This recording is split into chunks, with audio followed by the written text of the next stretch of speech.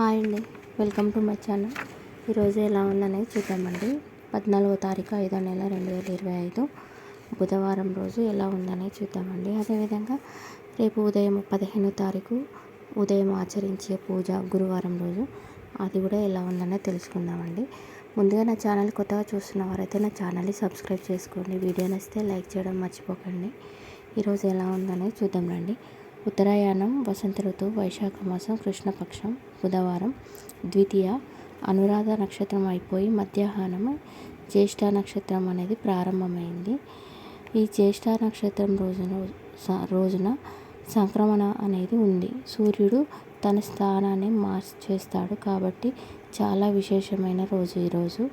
సూర్యనామం జపించడం వల్ల పితృదేవతల ఆశీర్వాదము, శౌర్యము, ఆరోగ్యము, గౌరవము అనేది పెరుగుతుంది. గుర్తింపు అనేది వస్తుంది, మనకి పేరు అనేది వస్తుంది. రాజకీయాల్లో అభివృద్ధి అనేది కూడా కలుగుతుంది. ప్రభుత్వ ఉద్యోగం కోసం ప్రయత్నిస్తున్న వారు ఎవరైనా మీలో ఉంటే ఏదైనా ప్రత్యేకత ఉన్నా కూడా అది అభివృద్ధి అనేది జరుగుతుంది. పూర్వాజిత పుణ్యఫలము ఏదైనా ఉంటే దాన్ని ఇచ్చేవాడే సూర్యుడు. మనకు కోటి జన్మలు ఎత్తినా కూడా మన వెంట ఉండేవాడే సూర్యుడు. కాబట్టి ప్రతి ఒక్కరూ ప్రొద్దున లేచిన వెంటనే సూర్యుడికి ఆరోగ్యం అనేది ఇవ్వాలి. ఇలా ఇవ్వడం వల్ల మనకు ఆరోగ్యం అనేది ప్రాప్తిస్తుంది. ఈరోజు మంత్రబలంలో జపించవలసిన మంత్రం ఓం సూర్యదేవాయ నమః, ఓం సూర్యదేవాయ నమః, ఓం సూర్యదేవాయ నమః అనే మంత్రాన్ని కుదిరితే 108 సార్లు అందరూ జపించుకోండి. ఈరోజు సాంప్రదాయంలో మనము ఇంట్లో అద్దాలు ఉంటాయి కదా అండి, ఆ అద్దాలని మనము మధ్యరాత్రిలో లేచి పడుకొని కాసేపు అయినాక లేచిన తర్వాత మధ్యరాత్రిలో ఎప్పుడు అద్దంలో మన మొహం మనం అనేది చూసుకోకూడదంట అండి. అలా చూసుకోవడం వల్ల మనలో ప్రేత శక్తులు అనేవి ఎక్కువగా ఉత్పన్నం అనేది అవుతుంది. కాబట్టి మనము మధ్యరాత్రిలో అసలు అద్దాలను అనేది చూసుకోకూడదంట.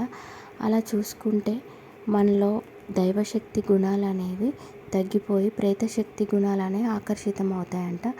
అర్ధరాత్రి వేళలో అదేవిధంగా నీటిలో కూడా మన మొహాన్ని మనము చూసుకోకూడదంట. అలా చూసుకుంటే ధార్మిక శాస్త్రం ప్రకారము మనలో ఉండే దైవిక శక్తి గుణాలు అనేవి తగ్గిపోయి ఆత్మబలం అనేది కూడా తగ్గుతుంది. మన ఆయుక్షీణం అనేది కూడా తగ్గిపోతుంది.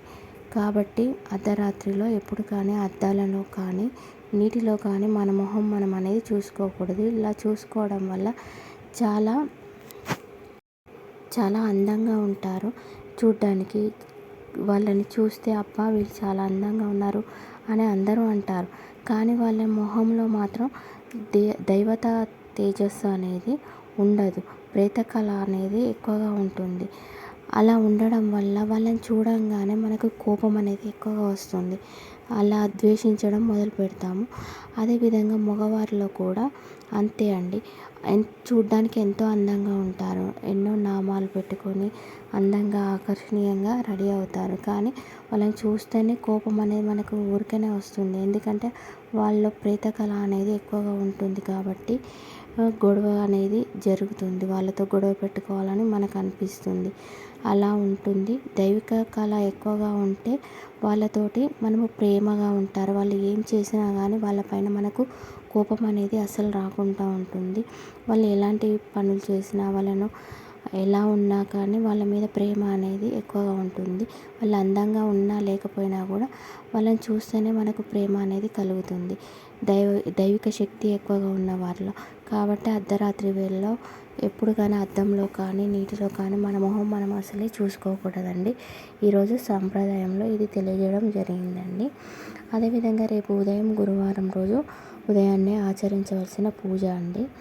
రేపు ఉదయాన్నే గురు బలము పెరగాలి అన్న, ఉద్యోగం కోసం ప్రయత్నం చేస్తున్న వారి కోసమైనా, ఉద్యోగ ప్రగతి కోసం చేసేవారికి ఇది చాలా అనుకూలంగా ఉంటుంది.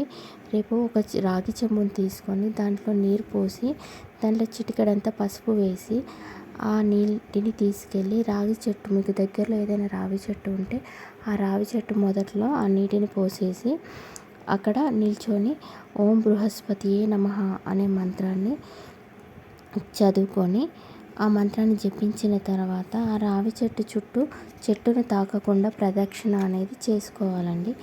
అలా చేసుకున్న తర్వాత ఆ రావి చెట్టు కింద కూర్చొని స్వామి నాకు ఉద్యోగం లేదు, ఉద్యోగం ప్రాప్తించాలి అని వేడుకోండి.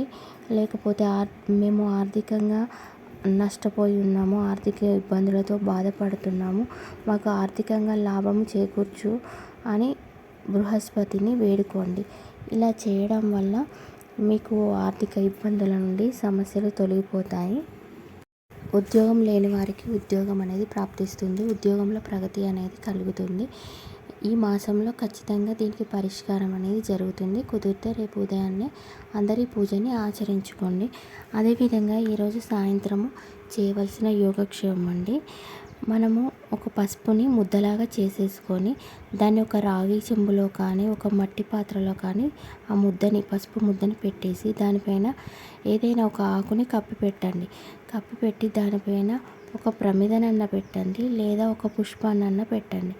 పెట్టి మొదట ఓం జ్యేష్ఠలక్ష్మియే నమః అని అనుకోండి. తర్వాత ఓం గుప్తలక్ష్మియే నమః అనుకోవాలి. తర్వాత దాన్ని లక్ష్మీదేవిగా పూజించి లోపల పసుపుని గుప్తలక్ష్మిగా పూజించాలి. గుప్తంగా మనం దాసాం కదా అండి, అది ప్రమిదలో పెట్టేసి దానిపైన ఆకు పెట్టేసాం కదా అండి, అది గుప్తలక్ష్మిగా భావించాలి. కాబట్టి అది గుప్తలక్ష్మిగా పూజించి ఏదైనా నైవేద్యాన్ని పెట్టండి. తర్వాత తెల్లారి రోజున స్నానం చేసి మీరు ఆ పసుపుని నీటిలో కలిపేసి తులసి చెట్టు మొదట్లో కొంచెం పోయండి, ప్రోక్షణ చేయండి. తర్వాత గుమ్మానికి ప్రోక్షణ చేయండి. తర్వాత మిగతా పసుపు ఉంటుంది కదా, అది అందరూ ఇంట్లో ఉన్న కుటుంబ సభ్యులందరూ పసుపుని రాసుకోండి. అలా రాసుకోవడం వల్ల దారిద్ర్యం అనేది దూరం అవుతుంది. మనకి రావాల్సిన డబ్బులు ఏమైనా ఉంటే అవి మన ఇంటికి ఆకర్షించబడి మళ్ళీ తిరిగి వస్తాయండి. ఎవరికైనా ఇచ్చిన డబ్బులు రాకుండా ఆగిపోయాయంటాయి చూడండి, అలాంటివి మళ్ళీ ఆకర్షితమైపోయి మన ఇంటికి తిరిగి వస్తాయి. కుదిరితే ఈరోజు సాయంత్రం అందరూ ఈ గుప్తలక్ష్మి పూజని ఆచరించుకోండి. మీకు ఎక్కడైనా డబ్బులు రావాల్సి ఉండి ఆగిపోయి ఇబ్బందులు పడుతున్న వారికి ఖచ్చితంగా అవి మళ్ళీ మన దగ్గరికి వస్తాయి. ఇలా చేయండి ఈరోజు సాయంత్రం యోగక్షేమం. అదేవిధంగా వీడియో మీకు కనుక నచ్చినట్టయితే లైక్ చేయండి. కొత్తగా నా ఛానల్ని చూస్తున్న వారైతే సబ్స్క్రైబ్ చేసుకోండి. Thank you for watching.